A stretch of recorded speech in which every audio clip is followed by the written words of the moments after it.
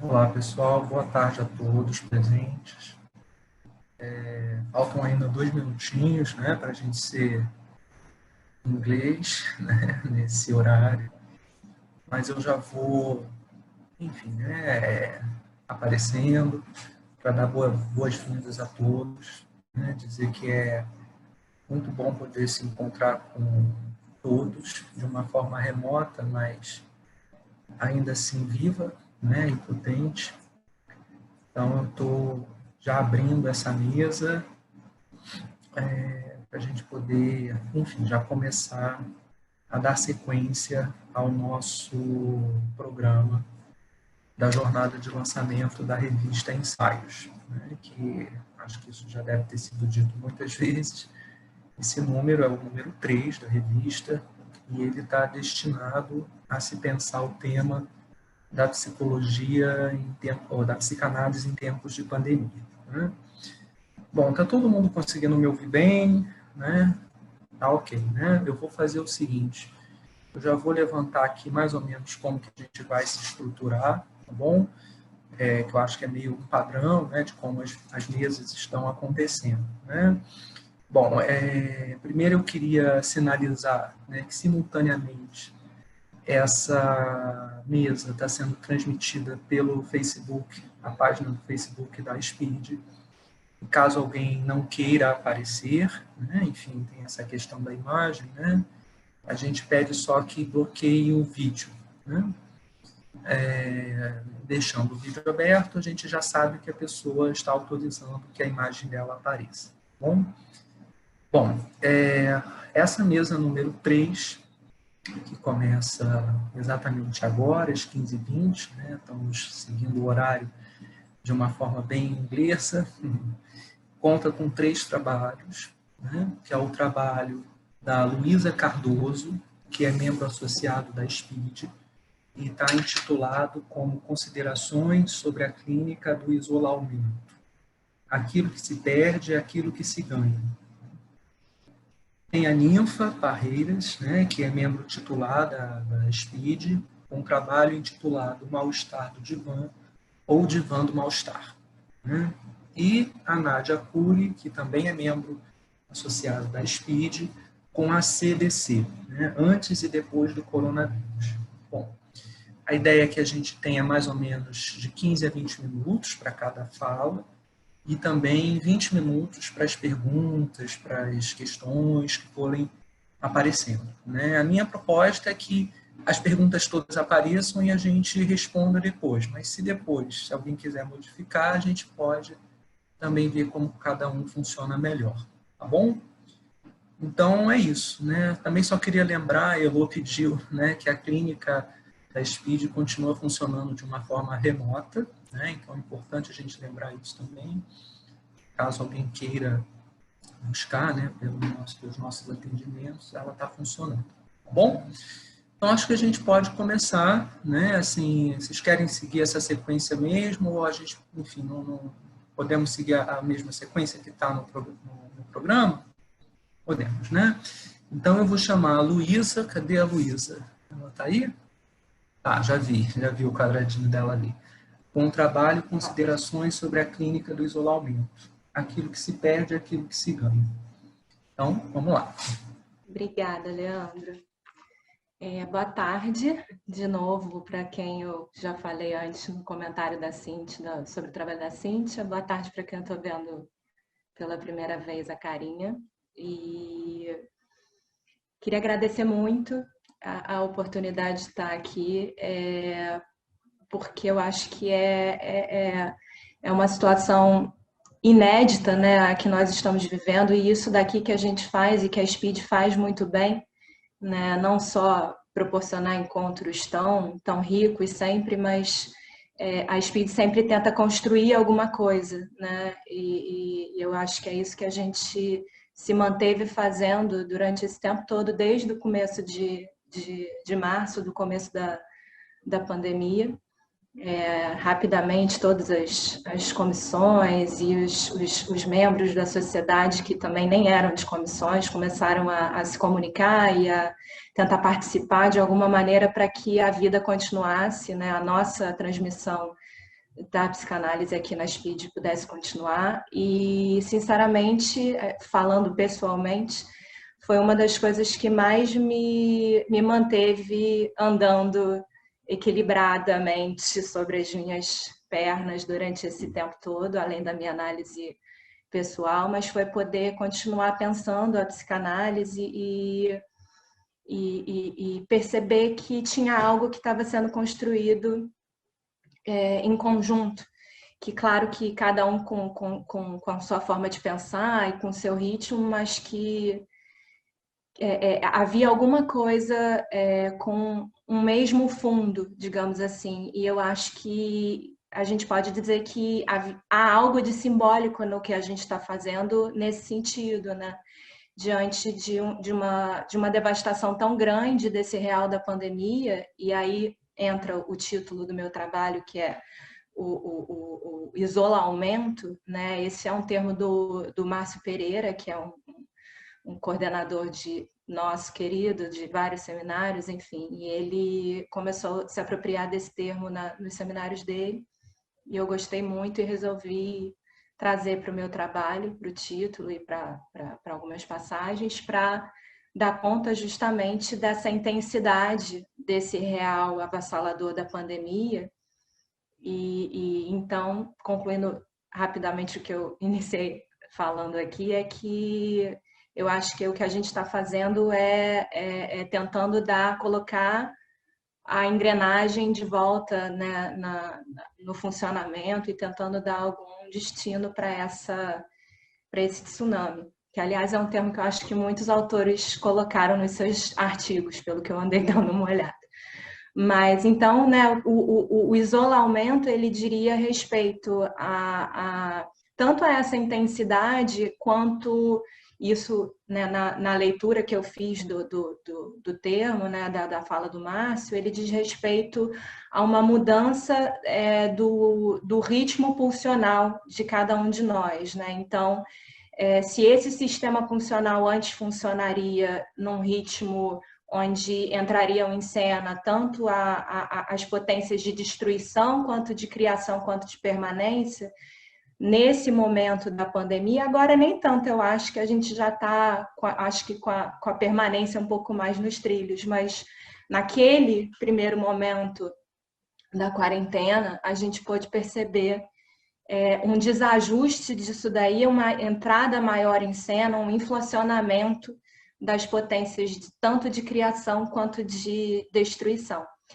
E aquilo que se perde, aquilo que se ganha, que também faz parte do meu título, eu acho que entra em contato com isso, da questão da criação e da destruição. A partir do momento que houve uma devastação, né, dos nossos terceiros, de todos os nossos costumes, a gente precisa se reinventar, né, e criar alguma coisa, e novos terceiros serão criados, né, novas posições subjetivas entrarão em cena, tanto da parte do analista quanto da parte do analisando, e quanto do real, né, que tá ali o tempo inteiro insistindo, né? E aí novos terceiros são criados a partir desse potencial de criação, né? Então, aquilo que se perde, aquilo que se ganha é um convite a perceber essa novidade de presença que passa a se encontrar na clínica de cada um de nós, com cada analisando, né? E eu pude perceber isso de uma maneira muito bonita com alguns analisandos e perceber essa criação de uma maneira muito poética, assim como falou a Cíntia, e de uma maneira perceber muito avanço na livre associação, né? Avanço no sentido de um desenrolar mais fácil dessa livre associação, né? Eu pude perceber muita gente com uma desinibição muito maior por conta da película que se estabeleceu entre nós, que é a tela, né? Claro que com outros analisando essa película que se coloca entre nós, ela não é da ordem da facilitação, ela entra num lugar mais persecutório, então tem pessoas que não se sentem à vontade, que trazem uma série de questões em relação a isso, mas com a maioria dos analisandos, isso daí pôde se ajeitar, não de maneira a ficar igual, mas de maneira a se ganhar alguma coisa. Mas o que mais me mobilizou durante muito tempo dessa quarentena foi entender a destruição, né, que ficou em alguns lugares, em algumas relações, de um analisando em particular. E, enfim, né, isso me fez estudar e refletir e trocar uma série de questões. E eu cheguei na leitura de Lacan, né, sobre a posição do analista como ficando no lugar de objeto A, né,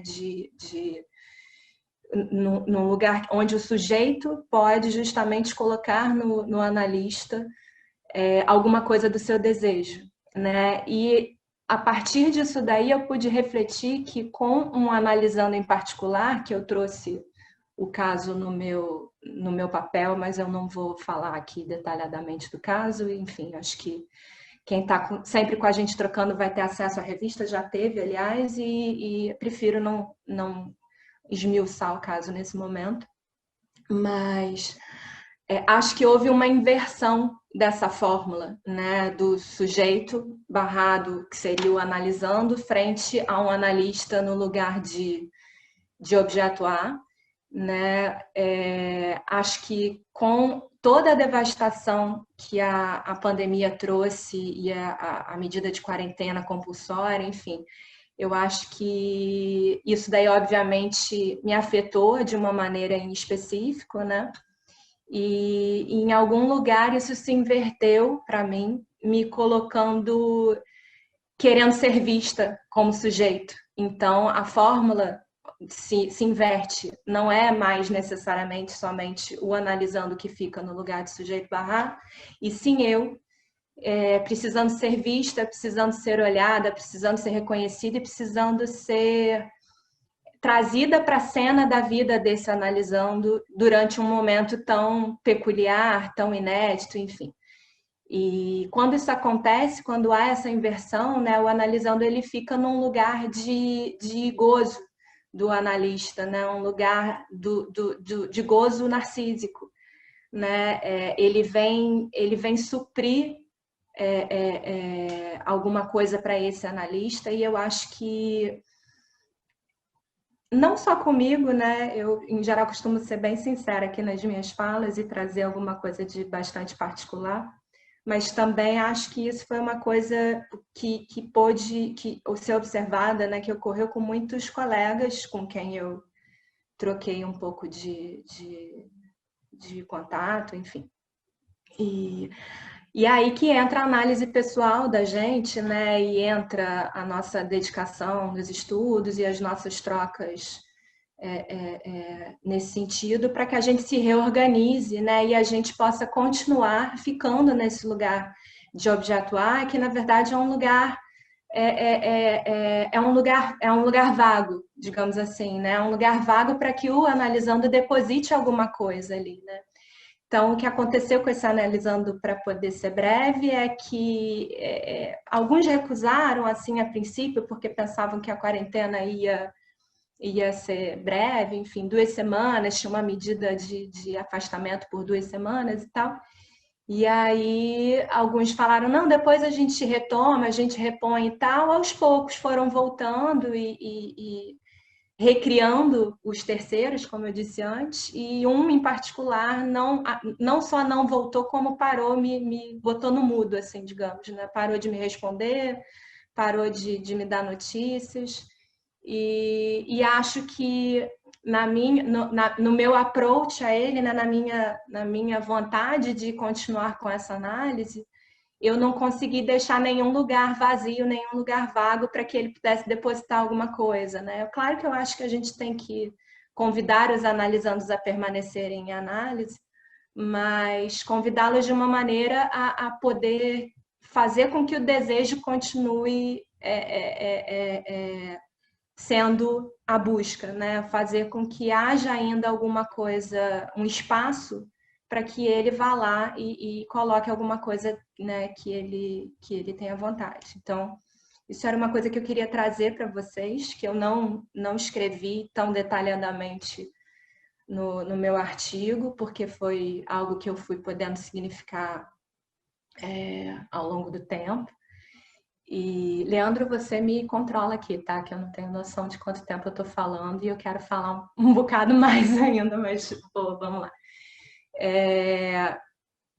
Então, isso daí, aliás, tem a ver com o que eu também vim pensando, assim, né? Que esse texto que eu escrevi, eu acho que ele foi escrito, assim, por umas 5 vezes, no mínimo, escrito, reescrito, porque cada momento da quarentena foi um momento em particular, foi um momento especial.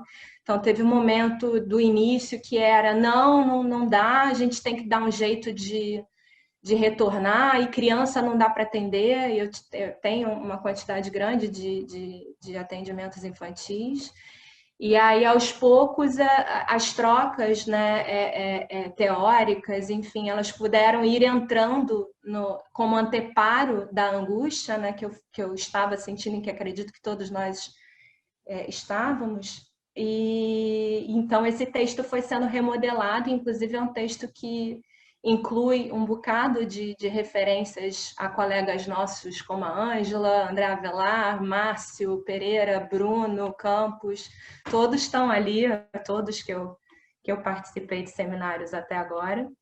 E é impressionante como a teoria serviu de anteparo justamente para a angústia, e acho que o nosso encontro aqui e o encontro que estamos tendo durante todo esse tempo serve também de alicerce, de anteparo para essa angústia que é causada por esse real do isolamento, por esse real tão intenso.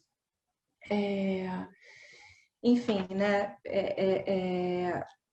Queria falar mais algumas coisas sobre o meu trabalho, mas eu acho que a gente pode até deixar mais para as trocas, né? Porque eu acho que fica mais rico do que vocês ficarem me ouvindo aqui falando sem parar. Só trazer mais alguns tópicos, então, para a gente poder pensar depois em algumas perguntas, né? Eu acho que o trilhamento que eu fiz no pensar da pandemia foi mais ou menos esse, né? A reação imediata das pessoas me dizendo que no vídeo alguma coisa se perdia. Então, daí que surgiu a ideia do aquilo que se perde, aquilo que se ganha, sem negar que algo se perde e podendo dizer, né, que a posteriori alguma coisa vai ser reconhecida, né? Vai haver uma mudança de terceiro, de ritmo, né? E vai haver uma novidade de presença. Falei também sobre a antihipocrisia do analista, né? No sentido de foi um convite, né? Esse momento que vivemos a pensarmos no analista saindo do lugar, né, do outro, da autoridade, e estando ali, como Ferenczi fala, como 2 crianças perdidas tateando no escuro, de mão dadas, né? Analisando, tentando pensar, né, em formas possíveis de tornar aquele encontro potente, né? E sem que isso caia num lugar de simetria, né? Sempre será uma relação assimétrica, mas acho que para muitos casos, né, em que alguns analistas acabam encarnando esse outro da autoridade, esse lugar de anti-hipocrisia clínica é muito interessante, né? Eu acho que faz com que muito mais se ganhe na análise daquele analisando do que o lugar do suposto saber, total saber que alguns se colocam, né? Então, eu acho que esse momento de pandemia fez com que quem estivesse confortável na poltrona tivesse que dar uma ajeitada aí na sua cadeira e sentar no chão e comprar os suportes para os telefones e iPads e etc e tal. Então, Acho que ficar se ajeitando na cadeira é um negócio que a gente sempre tinha que fazer vida fora como analistas, mas nesse momento a gente foi forçado a fazer isso e acho que foi muito bom, né, no plano geral. Mas é isso. Queria parar por aqui para poder ouvir os meus outros colegas e trocar com vocês depois. Viu, Leandro? Eu consegui me barrar. Bom, passamos então agora à fala da colega Ninfa, com o trabalho Mal-Estar do Divã ou Divã do Mal-Estar. Tá bom? Boa tarde a todas, todos, colegas da SPID, amigos, convidados. Muito bom estar aqui com vocês. Acho que é sempre importante, né, lembrar que a comissão editorial, Ângela Coutinho, Carolina Vidal, Cíntia Azevedo, Janaína Pires Garcia, Leandro Rafael Ferreira dos Santos, Nádia Cury, Ninfa Parreiras, Patrícia Guimarães e ainda o apoio da Adriana Mendes e da Heloísa Vogel foram importantíssimas para que essa jornada acontecesse, essa revista estivesse de pé, e o Vitor Maia, o Vitor também, que é colega na revista, na SPID, mas que ele que conseguiu que a gente estivesse aqui gravando este encontro, linkando com o Facebook, com o YouTube. Muito obrigada mesmo. A gente precisa sempre lembrar que foi pelas mãos dessas pessoas que a gente está aqui nessa tarde, né, reunidos de casa, mas se deslocando pela psicanálise, pelos relatos, pela clínica. Bem, o meu texto que eu vou apresentar, eu fiz algumas reduções e modificações. Achei interessante ouvir você, Luísa, quando você foi falando dessas coisas que foram mudando. Eu senti isso também, né? Ao longo desses meses de quarentena, que eu costumo dizer que é uma infinitena agora, né? Teve uma criança que eu atendo que um dia ela falou para mim: ué, não era quarentena, agora já são tantos meses, assim, a noção do tempo também ficou confusa, né, para ela. E eu então fiz uma boa resumida e vou apresentar para vocês. Mas antes eu queria ler um poema. Eu não vivo sem literatura, não vivo sem poesia. Não é à toa que eu trabalho nessas áreas diferentes, com a literatura e a psicanálise. Então, eu queria ler aqui, compartilhar um pouquinho de A Espantosa Realidade das Coisas. É a minha descoberta de todos os dias. Cada coisa é o que é. E é difícil explicar a alguém quanto isso me alegra e quanto isso me basta.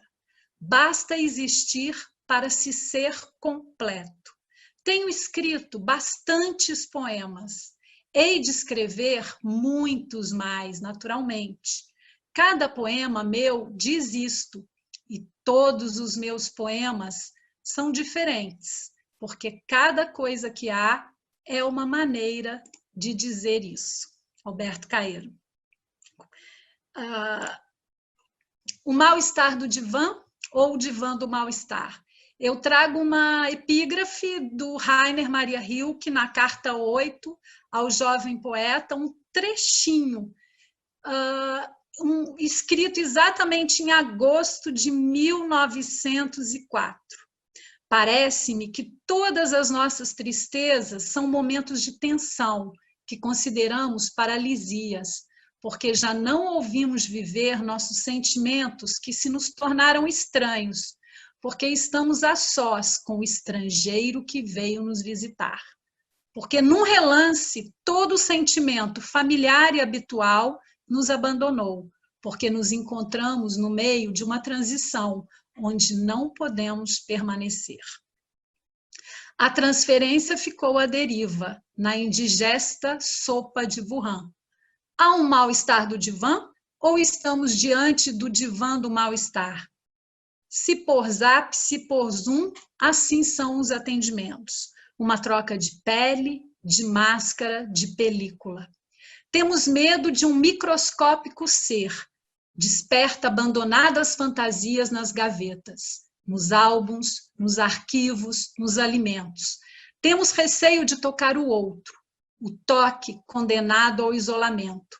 O assombro brota da sombra, dos ruídos na comunicação, das falhas de conexão. A internet é a senhora da casa, sim, e reina em absoluto. Algumas queixas do mal-estar da minha clínica, em ficar em casa, em lidar com aparatos tecnológicos, em comunicar-se via internet, celular, telas de aparelhos, em não poder encontrar pessoas, em ter que lavar mãos e desinfetar objetos e alimentos, em não saber quando vai rever a família e amigos, em ter medo de tudo, em tomar 4 banhos por dia, em banhar as compras, em entender uma quarentena que passa de 100 dias. Estar em casa não parece tão seguro, traz ambiguidades e desenterra adormecidos fantasmas. E aí é interessante reparar que os analisantes que permanecem em trabalho comigo estão vasculhando esses fantasmas, né? E alguns trabalhos que pareciam até terapia ficaram mais firmes, com cara de análise mesmo, né? Desapareceram os signos não verbais, olhares cruzados, passos até o divã, franzir de testa, cheiro de suor, água, chá, cafezinho, ruído de ar-condicionado, barulhos da respiração, roncos na barriga, silêncios da presença. É hora de reinventar elementos de diálogo não verbal, atravessar telas virtuais. Os dispositivos sensoriais reduzidos a uma tela fria, plana e a uma voz picotada por intervenções. Cães latem, portas batem, campainhas tocam, crianças pedem ajuda. As interferências de ruídos do zap, do celular, do computador, alguém grita da cozinha, e a descarga do banheiro, o paciente impaciente que se move pela casa. O divã e a transferência se deslocam. Para onde vai esta metonímia? A tela treme, passeia pelos cômodos em busca da senhora internet. O espaço, antes íntimo e privado, torna-se público, compartilhado. Por um lado, parece potencializar egos e expandir vaidades. Por outro, ameaça diluir um trabalho analítico, fadado a encontros virtuais. Como transformar os atendimentos via internet e telefone em encontros analíticos? Como lidar com um divã em casa? Como trazer potência às sessões virtuais? Freud costumava atribuir a si mesmo a autoria de uma das principais feridas narcísicas que a humanidade sofreu ao estabelecer: o eu não é senhor em sua própria casa. Na conferência Uma Dificuldade no Caminho da Psicanálise, de 1917, ele relata 3 golpes narcísicos, formas de destruição do narcisismo: o golpe cosmológico, o biológico e o de natureza psicológica, da própria psicanálise. Estaríamos hoje diante de um 4º golpe, com a pandemia e o isolamento social? A nossa racionalidade estabelece uma onipotência e uma prepotência que assustam. A humanidade tomada por mais uma ferida narcísica? E o suposto saber torna cada vez mais atual e necessária a leitura da psicanálise, tanto quanto o trabalho analítico. Em 1919, Freud publicou O Estranho, também traduzido como sobrenatural, inquietante. Pretendia discutir o sentimento de estranheza a partir do conto O Homem de Areia, do alemão Hoffmann, publicado 100 anos antes do texto freudiano. Como esse ensaio pode nos ajudar a pensar a crise que vivemos? No fim de 1919, antes da publicação, Freud menciona o conteúdo numa carta ao colaborador Ferenczi. Reescrevia um velho texto e um rascunho de Além do Princípio de Prazer. Os 2 trabalhos dialogam entre si, embora o segundo tenha mais destaque no conjunto da obra. o duplo, a repetição, ou compulsão à repetição, e o complexo de castração, além do próprio estranho, são investigados. Justificam o interesse pelo campo da estética, não como a teoria da beleza, mas a das qualidades do sentir. Em 1913, Freud se ocupara com o estranho, antes da Primeira Guerra Mundial. Decidiu retirar da gaveta o velho texto e reescrevê-lo. O estranho é aquela categoria de assustador que remete ao conhecido, de velho, a muito familiar. Estar em casa é algo de familiar, mas também algo por demais estranho.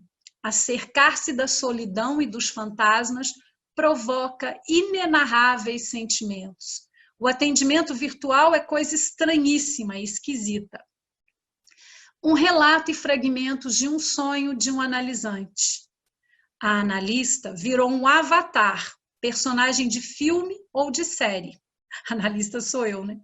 E as lacunas, os vazios, os brancos na agenda povoam as noites de sustos e de medos, até o ponto de tratar um cavaquinho como uma pessoa, ou conversar com o tanque, bêbado de água sanitária e lisoforme.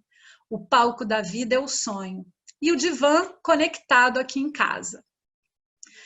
Bem, agora voltando a Freud, depois de um estudo etimológico da palavra unheimlich, que em sua raiz contém a palavra heim, que significa lar em alemão, ele conclui que o adjetivo heimlich se refere a tudo que é doméstico, familiar, conhecido.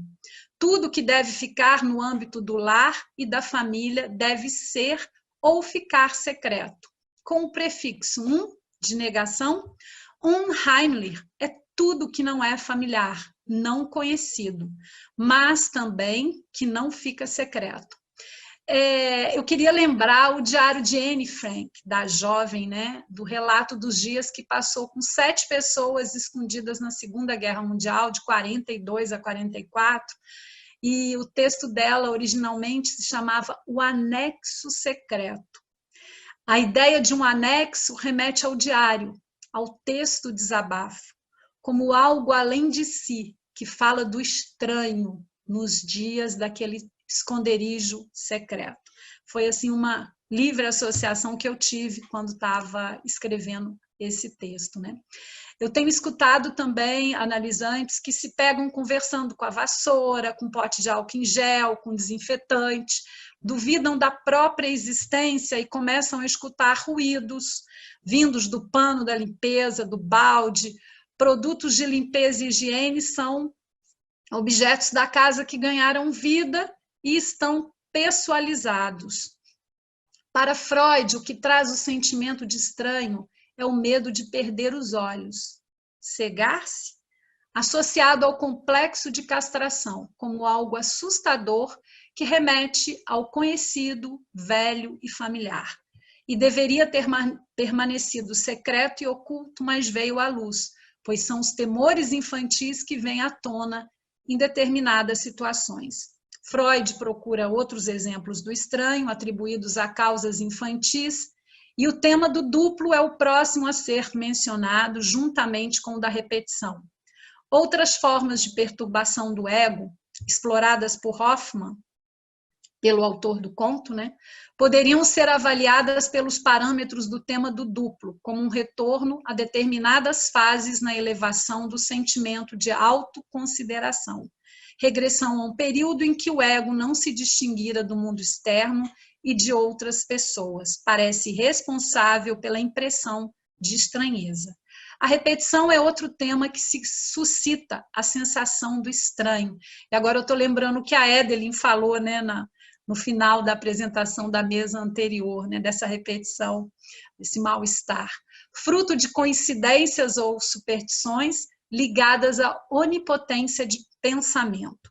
No isolamento social, seria oportuno pensar no estranho, nos diferentes aspectos discutidos por Freud, como familiar esquisito, como a repetição de algo desconfortável, como duplo desconcertante. Em outro ensaio, publicado em 1916, A Transitoriedade, Freud retomou a ideia nuclear de luto e melancolia e apresenta um passeio por uma paisagem num dia de verão em companhia de um amigo e jovem poeta que admirava a beleza do cenário, mas não se alegrava com ela. Perturbava o pensamento de que toda aquela beleza, condenada à extinção, desapareceria no inverno, e tudo de belo e nobre que os homens criaram, ou poderiam criar. Aquilo que ele teria amado e admirado lhe parecia despojado de valor pela transitoriedade que seria o destino das coisas e das pessoas. Essa exigência de imortalidade seria produto dos desejos, por mais doloroso que seja constatar que tudo perece. A vida é transitória e a exigência de imortalidade não pode reivindicar um direito à realidade. Freud não se dispôs a discutir com poeta e amigo a respeito da transitoriedade que se coloca para todos. Ele se dispôs a negar ao poeta que o caráter perecível do belo implicasse sua perda de valor. Isso seria, na verdade, um aumento do valor. E aí eu queria lembrar também um artigo do saudoso Hélio Pellegrino, O Secreto Coração de Hipólito, que ele vai lembrar que diante da angústia da morte, do enigma da existência, o sujeito reage e revela o seu maior problema, a questão existencial. Isso se aplicaria aos dias atuais e às angústias geradas pela pandemia. A dúvida, angústia de existir, medo da morte. E eu também associo ao nascimento da tragédia de Nietzsche, que ele traz o povo grego dotado para o sofrimento e para a intuição da tragédia da existência. Essa sensibilidade pode se tornar uma ameaça à vida. Alcançado o ponto máximo da dor de existir, o sujeito pode encontrar respostas para lidar com o sofrimento. Nietzsche vai recorrer à forma com que Sileno responde ao rei Midas sobre o que melhor conviria à humanidade. Aqui encontramos aquilo que deu origem à arte e à tragédia gregas, né? Sileno apresenta duas respostas ao rei Midas. Na dimensão dionisíaca, com Dionísio arcaico da orgia, desmesura, descomedimento, desordem, ele levaria a volta à natureza. E na outra dimensão, Apolo, deus da bela aparência, sonho, razão. Na segunda, o homem poderia curar-se do horror à existência. E as paixões seriam revestidas de uma dignidade que serviria à vida. Com Apolo, a sentença de Sileno passaria por uma inversão, e a pior desgraça seria o não ter nascido, e o pior dos males, o morrer depressa. Seguimos com Dioniso na desmesura e na desconstrução da razão? Como a psicanálise se situa em face do que atinge o humano no âmago do ser, habitado pela linguagem? Como lidar com a falta, com o furo e a incompletude e a imprevisibilidade que enfrentamos mundo afora? Nos 3 ensaios sobre a teoria da sexualidade, Freud se refere a uma situação de desamparo. Diferente de Nietzsche, em O Nascimento da Tragédia, ele vai trazer que o homem sensível, né? Não o homem sensível, mas a criança. Ele nos mostra que o encontro com o mal-estar se dá muito cedo, na infância.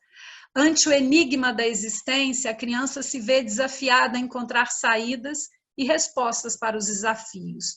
Nas perguntas sobre enigmas do sexo, do gozo, da morte, a criança inventa teorias fictícias.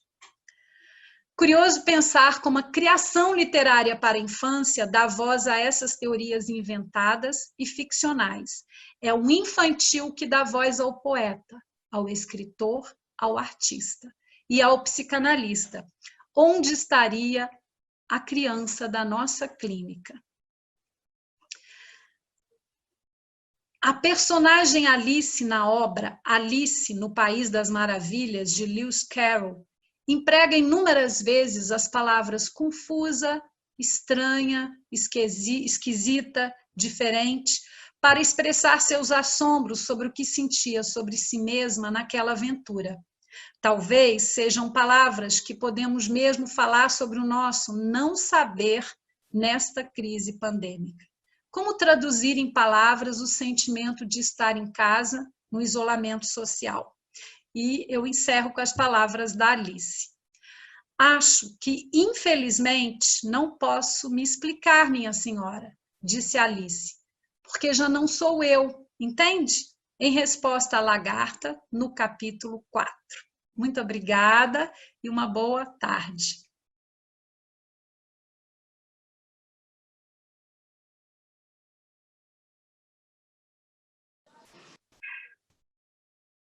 Bom, passamos a obrigado pela fala, Ninfa. Passamos, então, ao trabalho da Nádia Cury, a CDC, antes e depois do coronavírus. Eu estou com... Está aberto o microfone? Sim. Beleza.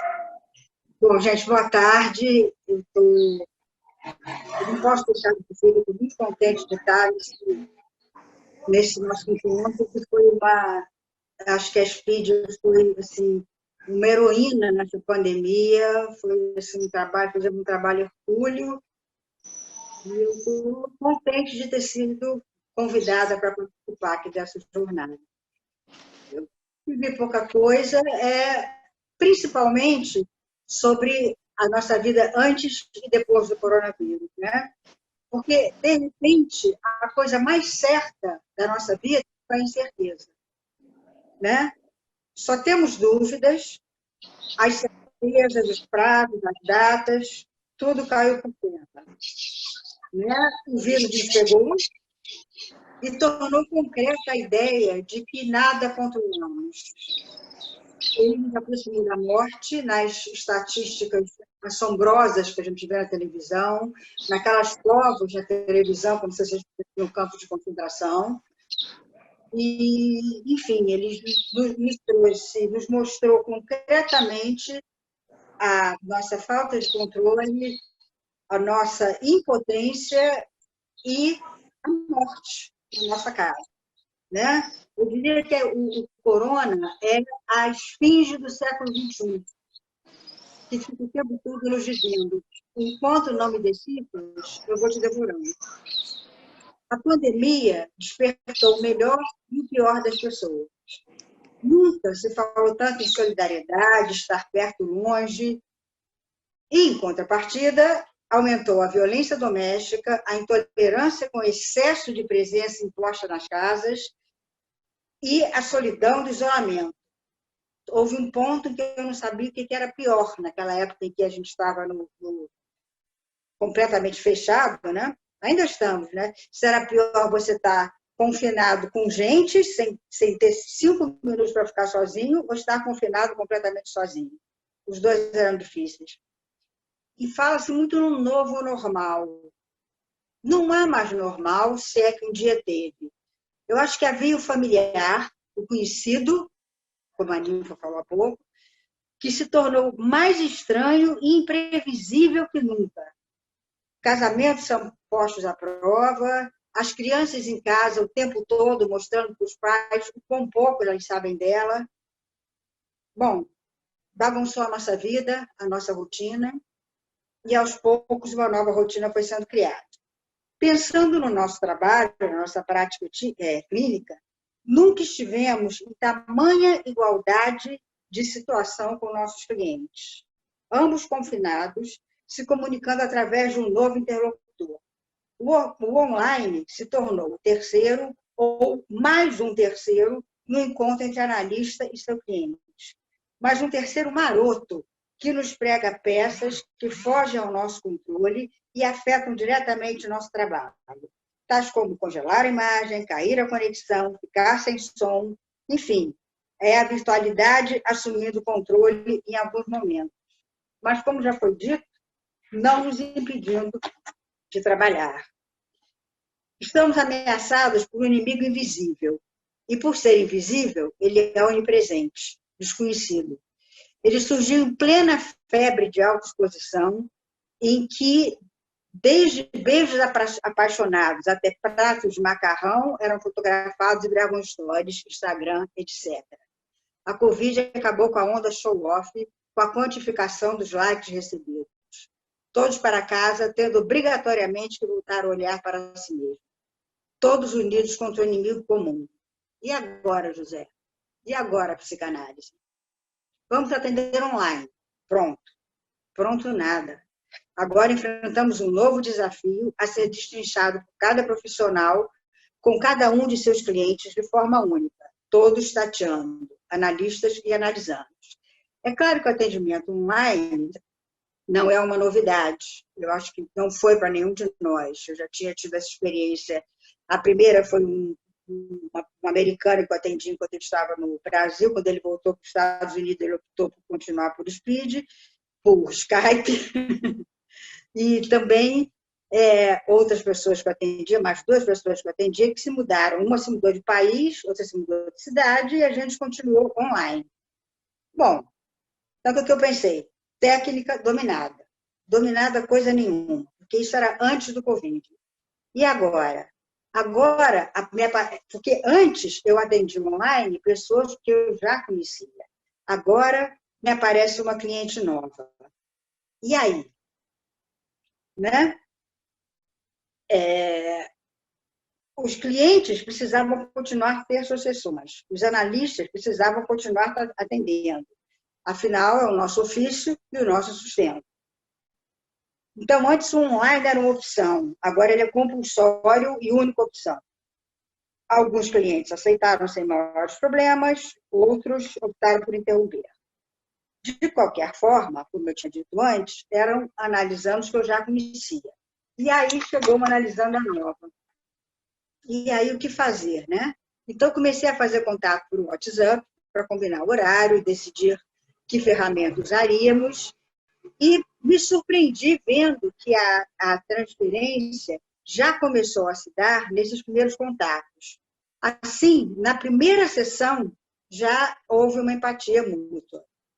Curioso também para mim, o fato de me ver na tela. No consultório, eu não me vejo. No computador ou celular, tenho que lidar não só com a minha imagem, não só com a imagem do paciente, como com a minha imagem, o que às vezes é constrangedor. O setting mudou, os contratos caíram por terra, afinal, não sei se eram tão fundamentais assim para uma análise. Freud insistia no divã porque não suportava ser encarado várias horas por dia. Freud declarou que o divã era a sua maneira de fazer análise, mas fez questão de deixar claro que poderia haver outras, conforme o perfil de cada terapeuta. Agora atendemos encarando a nossa própria imagem, fato inédito e algumas vezes constrangedor. Embarcamos numa viagem com nossos clientes, juntos e em igualdade de posição. Não raro os clientes pedem que eu mude de posição para me ver melhor, e não raro eu vejo uma orelha, um teto, não enxergo a pessoa, enfim. O processo da análise vai muito além das paredes do consultório. O próprio Freud já adotara a análise peripatética, quando atendeu o compositor Mahler, caminhando com ele por 4 horas, lado a lado, num jardim de Leiden, na Holanda. Freud alegava que caminhar ajudava os pensamentos a fluírem até chegar à solução do problema. Aliás, eu concordo. Essa teria sido a única consulta de Freud com Mahler, em 1910, que ocorreu quando o compositor descobriu que sua mulher, Alma, o havia traído. Posteriormente, Freud definiu esse encontro como terapia breve. Creio que, mesmo depois do fim dessa pandemia, a psicanálise não será a mesma. Já houve uma mudança que não poderá jamais ser anulada. Ficamos cara a cara com nossos clientes, um dentro da casa do outro. Isso não tem volta. Nada será como antes. A crise do corona nos marcou para sempre. Curiosamente, eu tenho a sensação de que as consultas ficam mais longas, mais intensas, que ficamos mais próximos e eu fico mais cansada. O fato é que exigem mais de nós, pelo menos de mim. Ainda sobre o tempo, outra questão também, no princípio, foi As consultas começam no horário marcado ou no horário em que a comunicação se estabelece? Considerando-se os eventuais congelamentos e interrupções de internet, como precisar o fim e o início da sessão? Bom, quando a epidemia foi oficialmente declarada, ninguém esperava que fosse durar tanto tempo e muito menos que não saberíamos até quando. Quanto tempo levará até estarmos imunizados e se é que estaremos vivos até lá? Enfim, medos comuns a todos. Como ficará a vida, a economia, a educação? As questões continuam as mesmas. Quanto tempo durará esse processo de terapia? Quando terminar a pandemia, continuaremos as consultas por computador ou terei que ir ao seu consultório novamente? As respostas, não sabemos. Vamos ter que descobrir juntos, como sempre ocorre nessa viagem chamada psicanálise. É isso.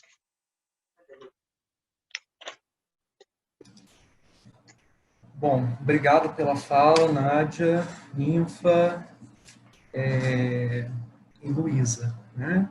Acho que é uma mesa bastante curiosa que a gente vai abrir agora para discutir, né? Para a gente poder pensar questões juntos. Eu já consegui pensar algumas coisas a partir do que foi, né, falado pelos colegas, mas eu queria abrir para a gente poder ver, né, o que vocês estão pensando, como é que vocês foram tocados pela fala.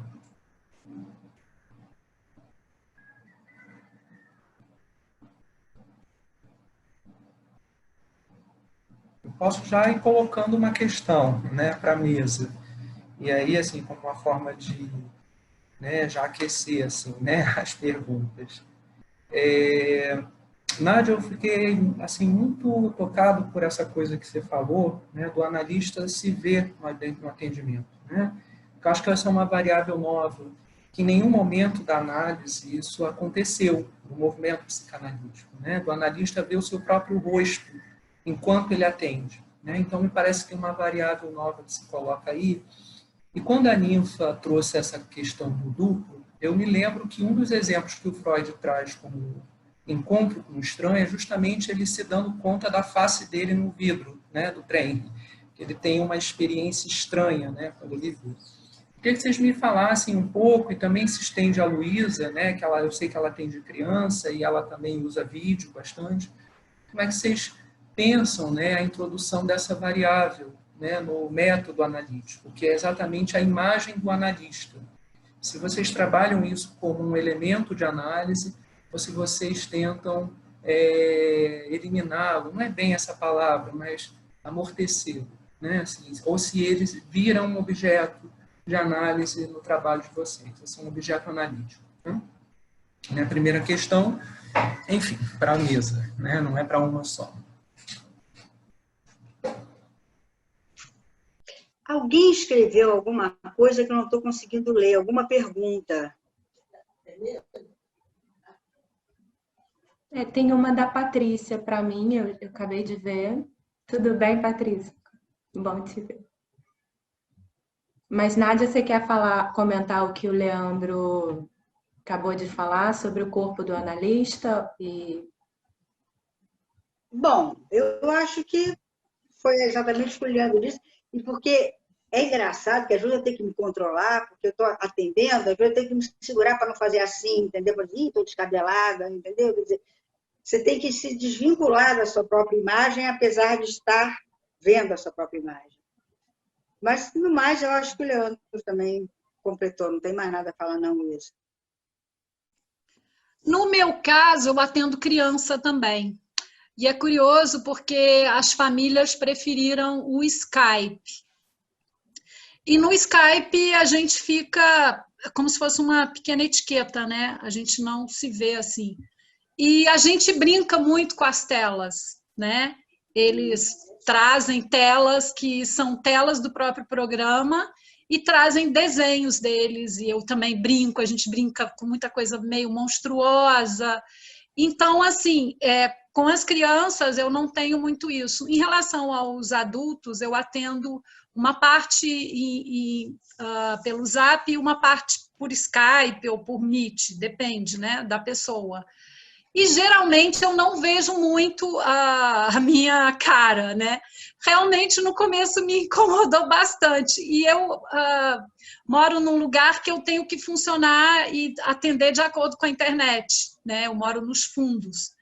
E por mais que eu tenha feito um upgrade aqui, tanto do Wi-Fi quanto da Vivo, quer dizer, eu fico em função da internet. Então, eu tenho me movimentado para os atendimentos.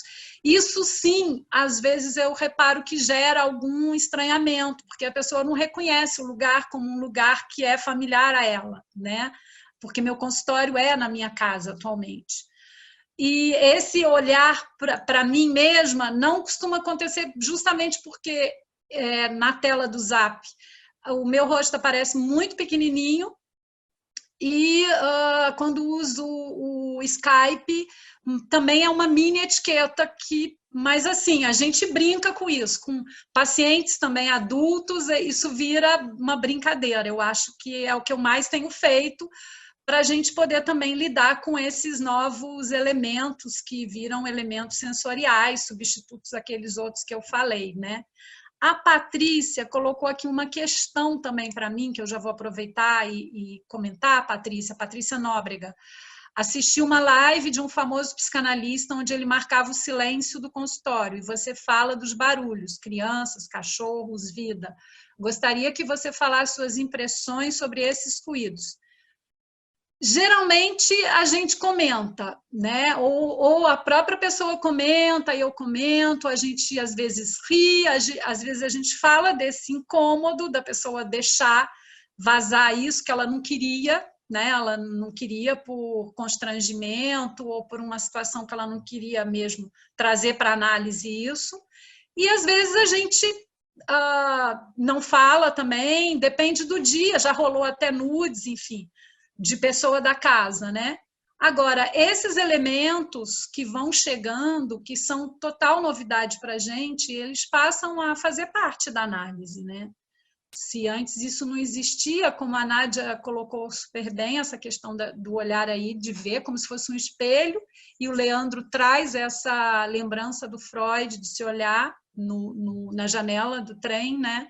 Eu acho que a gente vai lidando com essas coisas na medida em que elas vão surgindo e que isso vira questão da sessão, né?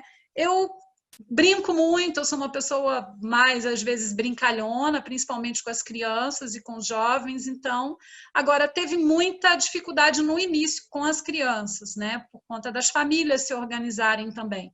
Agora já está funcionando bem, porque eu não preciso mais das mães para estarem ligando, porque eles já ligam e a gente já se encontra naquele horário. E no meu caso, eu confesso que os atendimentos têm funcionado bem com o horário. Às vezes tem pequenos atrasos de 5, 10 minutos da parte das pessoas, dos analisantes ou da minha parte, mas tem funcionado assim. E eu tenho sentido também que as pessoas estão sonhando muito, estão trazendo muito sonho, por isso que eu falei que muitos atendimentos que tinham um pouco um ar de terapia viraram análise, né? E está sendo, nesse aspecto, está sendo bom. Eu gostei daquilo que a Luísa falou, porque ela falou dessas coisas que estão sendo legais também, né? Para a gente também não ficar só no lado do negativo, de uma certa nostalgia de como era antes, né? Eu queria comentar também um pouquinho, então, Leandro, a tua questão, e depois emendar na questão da Patrícia, que eu ainda eu leio em voz alta aqui, que eu não sei se todo mundo viu. Na verdade, para mim, tanto faz o dispositivo, né, a plataforma, se é Skype, se é FaceTime, alguns usam também quando de iPhone para iPhone, WhatsApp, eu sinto a minha presença da mesma maneira em todos eles, assim, janelinha do mesmo tamanho, eu me olhando, e eu acho que isso daí assim como a Ninfa falou, né, pelo que eu entendi, né, é um novo real numa nova cena, num novo terceiro, né? Então, se antes a gente trazia outros elementos para dentro do setting, a colega da sala do lado no meu consultório é um apartamento com 3 3 salas, né? Tem uma sala de espera, enfim. Então, às vezes, o que interrompia era a minha colega abrindo a porta dela, ou a obra do vizinho também, que a gente ainda tem hoje em dia estando em casa, mas eu sinto muito o meu corpo e qualquer desvio da minha atenção para a minha própria imagem como um elemento que vai ou não vai entrar na análise, assim como os outros elementos que estão em volta do par, né? Que vem do real. Então, acho que eu fico numa tensão flutuante com esse corpo, de alguma maneira, assim, e por alguma razão, às vezes, eu vou me deparar com um pouco mais de atenção para minha própria imagem, vou fazer assim, e aquilo dali vai entrar na circunstância, na fala do analisando ou não. Então, eu acho que isso é uma coisa dessa ordem, dessa nova composição desse terceiro online, né? Deixa eu clicar aqui só um segundinho, só para ver direitinho a pergunta. A Carolina tem uma pergunta também. Deixa eu... Posso ir primeiro na da Patrícia, que foi lá em cima, logo que eu acabei de falar, ela falou... Me colocou no mudo sobre a questão que eu vivi com esse analisando e isolar aumento. Qual a relação que você vê entre a sua frase, o lugar que seu analisando te tocou, o termo cunhado pelo Márcio? Eu achei bem legal essa tua pergunta, Patrícia, no sentido de fazer uma comparação entre as duas metáforas, né? Uma contraposição, um paradoxo, né? O mudo e o aumento, né? Porque o que eu acho que aconteceu, se eu estou falando de isolar aumento e dizendo que isso tanto é uma desestabilização do sistema trindade pulsional de permanência, criação e destruição, tanto é isso quanto é um voltar-se para dentro de si, um convite ao despertar-se, quanto é uma intensificação do real, né? Um massacre vindo desse real. Eu acho que a metáfora do colocar no mudo, vindo desse analisando, é justamente essa. Eu acho que diante de um aumento de tudo na vida de todos nós e na vida dele, eu fui muito barulhenta também. Eu não deixei esse lugar vazio para ele colocar alguma coisa. Eu não dei uma resposta que não fosse toda para que ele tivesse que construir algo mais nessa resposta. Então, na verdade, ele foi o único analisando que não voltou dos que primeiramente interromperam e depois retornaram. E eu acho que todos os que retornaram, eles retornaram porque eu deixei o desejo pela análise poder encontrar um lugar, digamos assim. Né? Depois eu vi a minha forma de lidar com esse garoto, enfim, e acho que ficou pouco espaço para que alguma coisa entrasse ali vinda dele, e ele é um garoto que eu até já falei dele em algum momento da Speed, que ele uma vez me contou que ele fazia uma experiência de cortar uma bola de ping-pong, 2 bolas de ping-pong pela metade, colocar nos olhos para poder ficar enxergando o vazio. Ele ficava com a bola vendo tudo branco. E ele falou para mim que isso era enlouquecedor, que era da ordem da loucura mesmo. Ele é um adolescente está com 19, botei isso tudo no meu artigo, depois se vocês quiserem dar uma olhada. Ele tem um sobrenome de herói, ele tem uma questão de desbravamento, né, de atuação nesse sentido, de se colocar em risco, né? Então tem todo um contato que ele está fazendo com a morte, né, e com a permanência das coisas, que eu acho que isso entrou muito em jogo na minha relação com ele. E vem a questão do desejo do analista, que é analisar. Eu acho que eu levei isso muito para o literal nesse caso com ele, né? Então tem que analisar, volta, e isso daí não funcionou muito bem. Mas eu acho que, te respondendo, é por aí.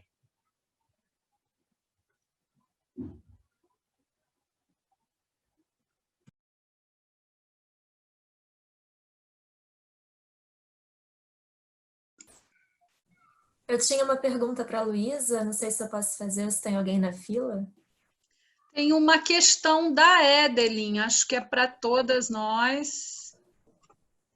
Quero perguntar sobre experiências de atendimento sem imagem e fazer um outro comentário. Ok, obrigada, Nifa. Obrigada, querida. Sim, eu tenho tido experiências com só a voz, né? Com alguns pacientes. E tem sido muito interessante, porque é como se a voz ficasse tão prenhe de colo, de vida, de olhar, de afago, que passa muito, né? Assim,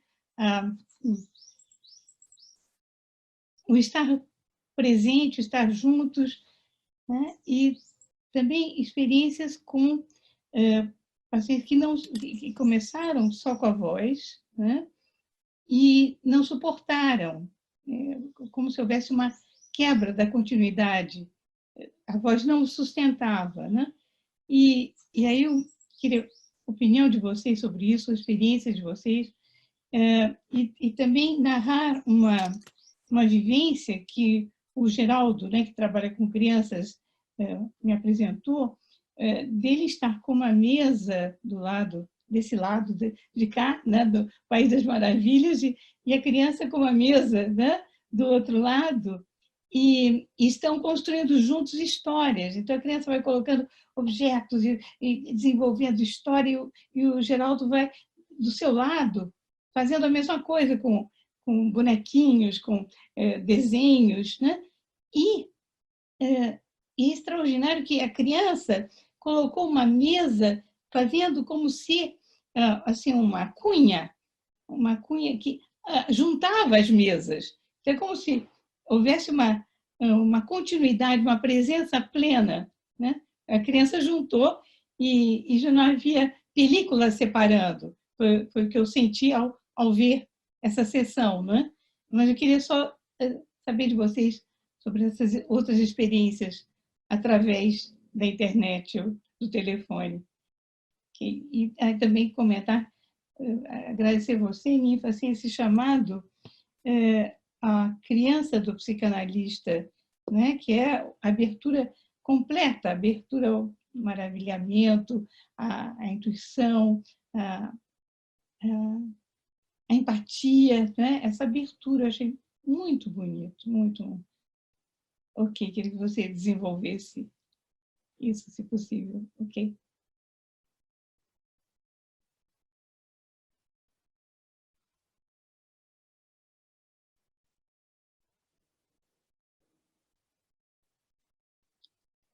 Sim.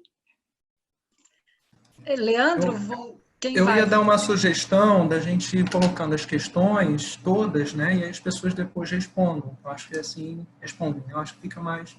Não sei o que vocês acham, né? A Carol tem uma pergunta, mas a Cíntia também. Enfim, eu acho que talvez a gente poderia levantar as questões e as pessoas irem respondendo, enfim, depois, né? Enfim, uma proposta.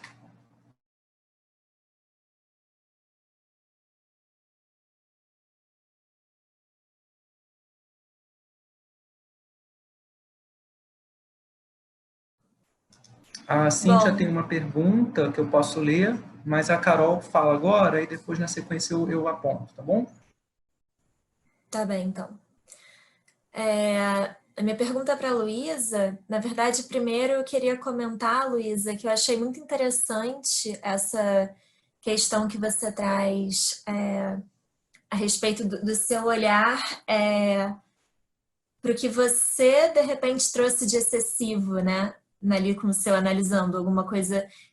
Na verdade, é só pontuar que eu acho isso muito interessante. Eu acho que poucos analistas fazem isso, né? De, assim, quase que reconhecer alguma coisa ali claro que não se trata de erro, não é disso, acho que é muito mais do terceiro mesmo que você fala, né? Você falou do terceiro, você fala bastante do terceiro no seu texto, terceiro analítico, né, do Ogden, e na verdade eu queria te perguntar um pouco mais sobre isso, de como é que você está vendo o terceiro analítico na prática clínica online e o que se ganha e o que se perde, se você puder falar um pouco melhor sobre isso.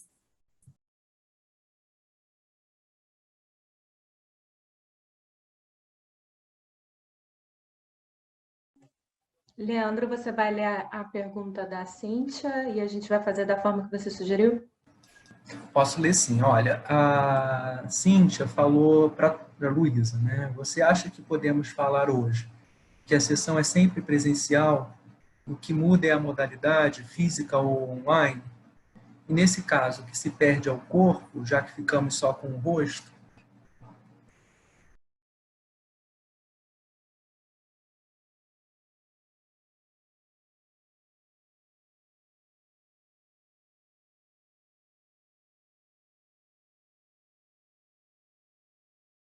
Eu acho que só, né? Eu não estou assim visualizando se Tem uma do outra Bruno pergunta. aqui também. Eu Ah, tentei sim, me eu não estou desmutar. vendo.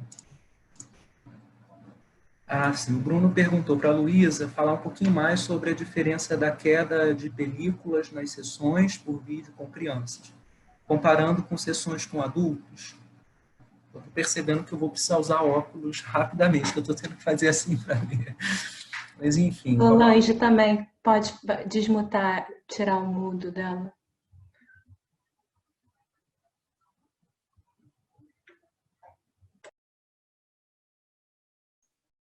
Tá, ok. Eu achei as falas bem interessantes, né? A Luísa e a Nádia, né? Muito na prática, né? Se colocando muito tete a tete, né? Assim, na relação e tendo todas essas repercussões, né? Da clínica. Mas eu pensei aqui duas questões para a Ninfa, que uma que eu achei bem interessante, ela até riu, que do paciente falar do analista como avatar. Como é que ela vê isso? Né? Como é que ela recebe isso? E eu achei também muito sensível, né? Isso que veio, isso que brota na escrita, né? Que a gente não sabe de onde é que vem. É a questão do anexo secreto, né? Da Anne Frank, né? Que é esse lugar, né? E também dessa vivência, né? Desse secreto, né? Desse lugar que a gente entra, né? Principalmente nesse momento de isolamento, né? Eu acho que esses fantasmas eles saem lá do porão, né? Eles vêm nos visitar. Isso não só os analistas, nos analisandos, como também nos analistas, né? E que você falou do medo de perder os olhos. Queria que você, se possível, comentar essas questões e parabenizar a mesa, excelente.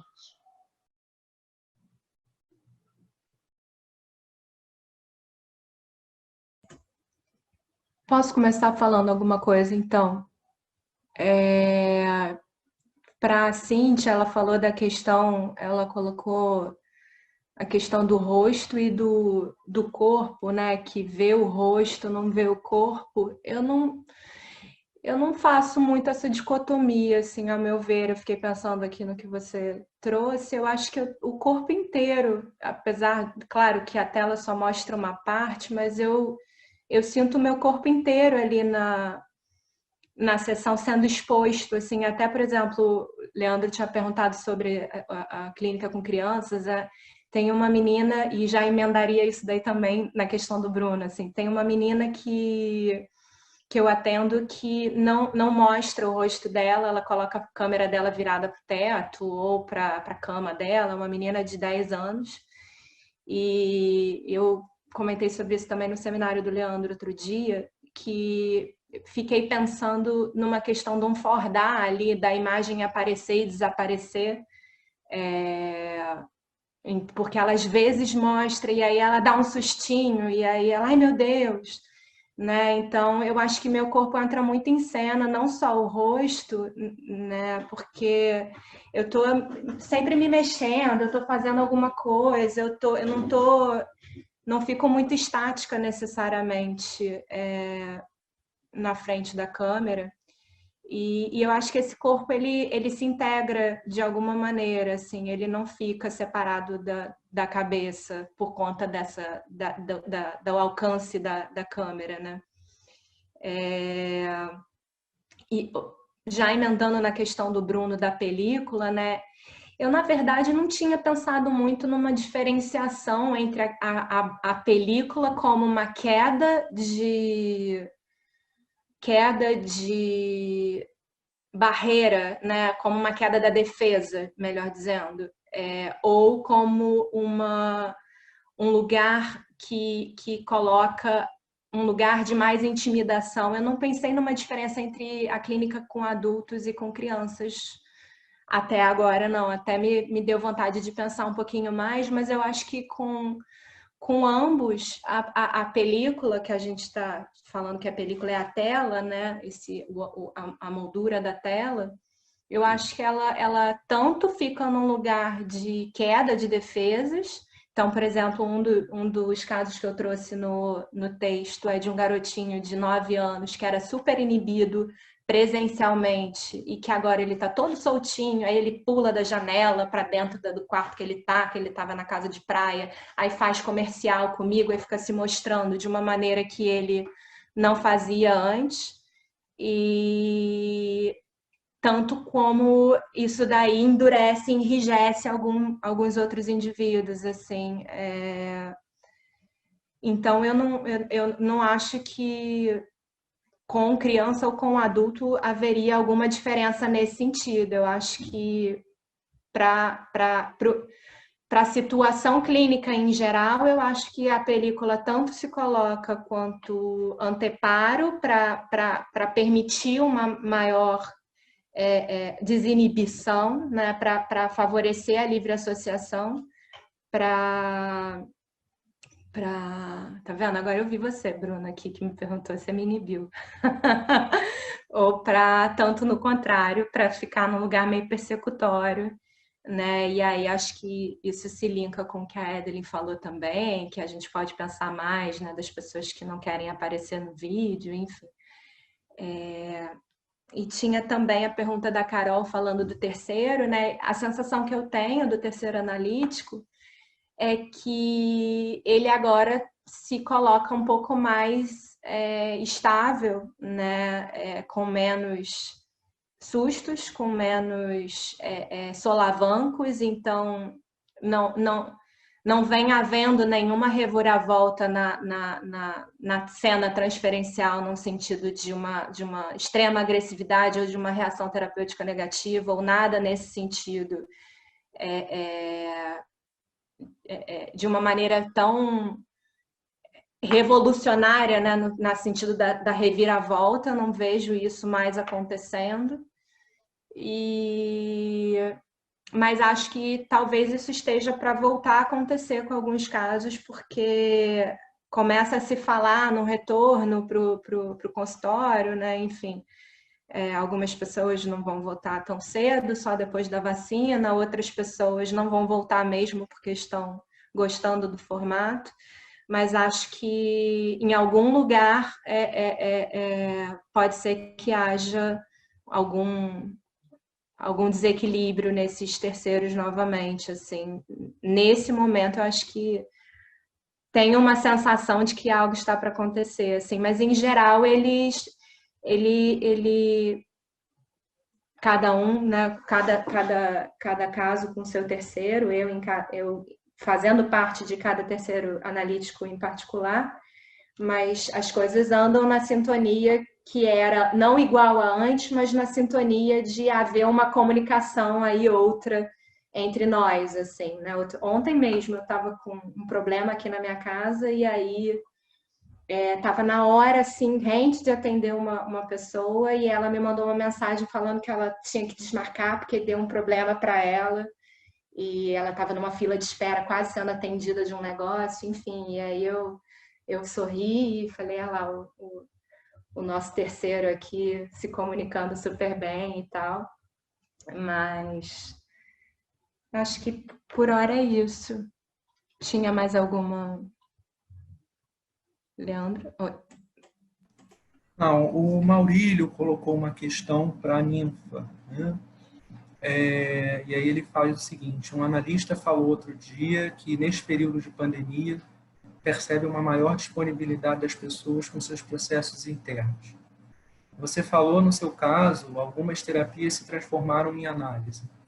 Como podemos relacionar essas duas falas ao título de sua fala? Mal-estar no divã ou divã do mal-estar? Obrigada, Maurílio, pela questão. Interessante você ter articulado essas duas falas, né, desse analista que você escutou e a que eu trouxe aqui. E interessante pensar também nesse mal-estar, né, porque se a gente está em casa, as pessoas estão incomodadas com isso, né, quem está podendo ficar em casa e quem está em casa está, né, isso suscita também sonhos, armários, gavetas, arquivos, isso tudo está muito posto à prova, né? É um mal-estar com uma certa ambiguidade também aí, né? Então, acho que isso tem a ver com essa disponibilidade de estar muito com a gente, com esses eus que somos cada um de nós, né? Porque não é só um eu também, são muitos eus, né? E esse jogo que eu fiz aí no título foi um jogo provocativo mesmo, porque a língua portuguesa é assim, né? Se a gente inverte, muda o sentido, e eu gosto de brincar com esses sentidos, adoro esse título do Freud, né? Então foi mais para a gente pensar mesmo esse mal-estar, né? Onde é que ele estaria, né? E a Edelyn tinha falado dos atendimentos por voz, por telefone. Eu tenho alguns atendimentos assim também, ou por escolha da própria pessoa, ou por dificuldade com a internet, porque quem acabou indo para a serra, para o interior, às vezes tem alguma dificuldade, né, com a conexão.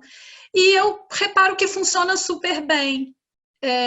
E vejo isso, né? Porque a gente fica também numa certa tensão com o ruído de lá, o ruído de cá, porque você fica aguardando, né, o que vem.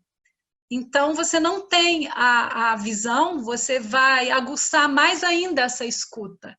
E tem que ser uma escuta, né, muito sutil, muito cuidadosa. Então, para mim, tem funcionado também. E você colocou uma outra coisa, deixa eu ver aqui se eu lembro, se não me ajuda a lembrar. Ah, você tinha falado da questão da criança do psicanalista, que eu gosto demais disso, nessa provocação do Freud, para a gente trabalhar mesmo com a empatia, com a criação, com as invencionices, com as brincadeiras. Eu acho que é o momento da gente visitar essa criança ou deixar essa criança tomar conta da nossa casa, do nosso consultório, que está em casa por hora. Eu concordo com você, acho ótimo. E a Solange, né? Solange também colocou algumas questões. A Solange falou do anexo secreto da Anne Frank, que eu gosto muito dessa coisa, assim, dessa ideia, desse anexo secreto e do próprio diário como um anexo secreto, e agora da análise como esse anexo secreto, porque eu acho que se a gente está em casa e faz análise em casa, o paciente em casa, você cria um anexo secreto para isso, né? Então, eu acabei voltando na leitura do diário da Anne Frank, porque eu acho que foi uma forma dela de se salvar, num certo sentido, né? Pela palavra, pela escrita, da corpo, da matéria, aquilo que ela não entendia, que ela queria desabafar, que ela queria compartilhar com alguém. Então, essa ideia também é uma ideia que me agrada. Em relação ao cegar-se, né, foi até uma intervenção minha em relação ao que o Freud fala dos olhos no conto do Hoffmann. É isso que você se refere? Eu fico pensando nisso até agora, em relação ao que a Edelyn fala do telefone, né, do atendimento pelo telefone. É como se, num certo sentido, a gente tivesse que se cegar para você escutar mais os ouvidos, né? Para você botar olhos nos ouvidos. Então, acho que vou pegar aí as duas falas e fazer uma costura. Acho que é por aí.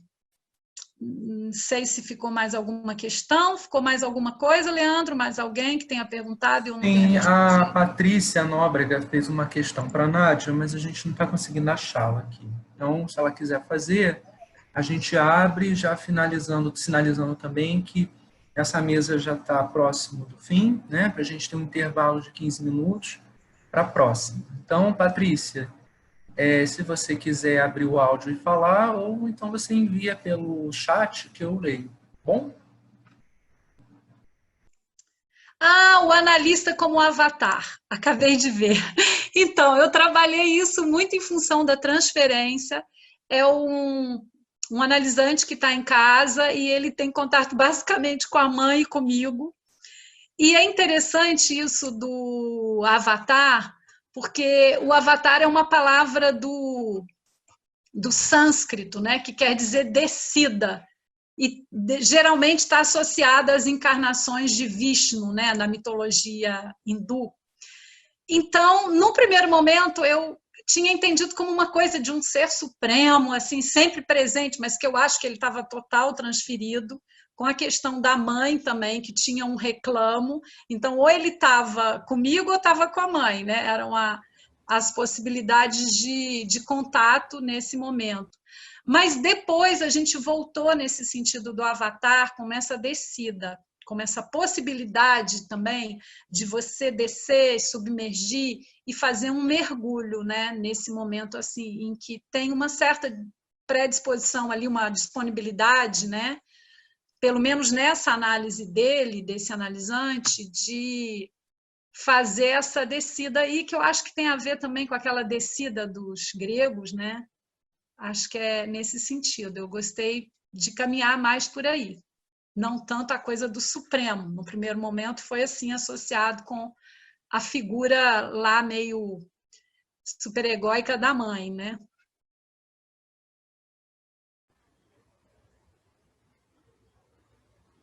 Posso falar, Leandro?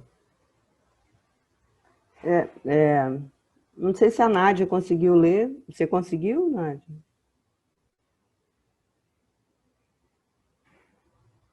É melhor você fazer a pergunta, Patrícia. Melhor. Então tá. Então eu vou fazer a pergunta para a Nádia, né? Porque eu comecei a ouvir você, né? Assim, que nós nunca tivemos certeza nem garantia de nada, né? Sim. E, no entanto, você inicia a sua frase, né? A sua fala, né? Dizendo que nós perdemos, né? Aí eu queria saber, né, você como psicanalista, né, se você se sentiu provocada a responder ou a atender essa demanda dos seus... Não, porque eu acho que como psicanalista, eu não perdi, a minha prática psicanalista não perdeu, ela se modificou, entendeu? E eu não me senti em nenhum momento assim, obrigada a responder esse tipo de pergunta, porque a gente não tem resposta mesmo. Então, quer dizer, Sim, eu não gostaria tive de saber certeza se mesmo. alguém que você atendeu, né? Porque eu acho que não à toa você começou a falar isso, né? Você começa falando que a gente perdeu alguma coisa quando a gente nunca teve. Aí eu fiquei achando que talvez você tivesse escutado isso na sua clínica. Não. O que eu falei foi que, assim, que nunca a incerteza foi tão certa, entendeu? Que a gente só tinha incerteza. Mais ou menos nesse sentido que eu disse. Eu queria até falar uma coisa. Só tem, né, Nádia? Não é nem passado ainda, é presente contínuo, né? Pois é, só tem, gerúndio. Né? Eu queria falar só uma coisa, assim, que mais uma vez, né, a SPID tem uma coisa que... A SPID assim, é impressionante, né? Todos os encontros acontece isso, né? Todo mundo parece que combina o que vai falar, muito além do que quem arruma a mesa, né, da maneira das pessoas, né? Mas é impressionante, assim, que eu acho que vocês três falaram uma coisa, tem um significante aí, né? Paradoxo, né? Vocês três trataram disso. Pelo menos eu ouvi, né? Foi ótimo, obrigado vocês. Sem combinar, hein? Na verdade, houve um arranjo dos artigos pelas seções da revista, de acordo com as abordagens. Mas aqui na jornada, A gente tentou se orientar por esse arranjo, mas a gente teve que fazer alguns ajustes em função da disponibilidade de cada pessoa, né, pelo horário ao longo do dia. Bom, pessoal, agradecer enormemente a fala da Luísa, da Ninfa e da Nádia. Foi muito bom ouvi-las, né? Assim, as perguntas foram bacanas também. Eu acho que a gente está conseguindo fazer assim desse encontro virtual um encontro assim muito potente, né? Que eu acho que é algo que a SPID, desde o início da pandemia, se prontificou, né, a se posicionar, né, diante dessa pandemia, não interrompendo as atividades. Eu acho que esse encontro ele é um fruto disso, né, do que a gente se predispôs a fazer, a enfrentar a crise e vamos lá, vamos ver o que a gente pode fazer com isso, né? Leandro, Então, posso dar uma última palavrinha? Desculpa, claro. que eu estava tentando, não tenho a possibilidade de me desmutar sozinha, tive que pedir.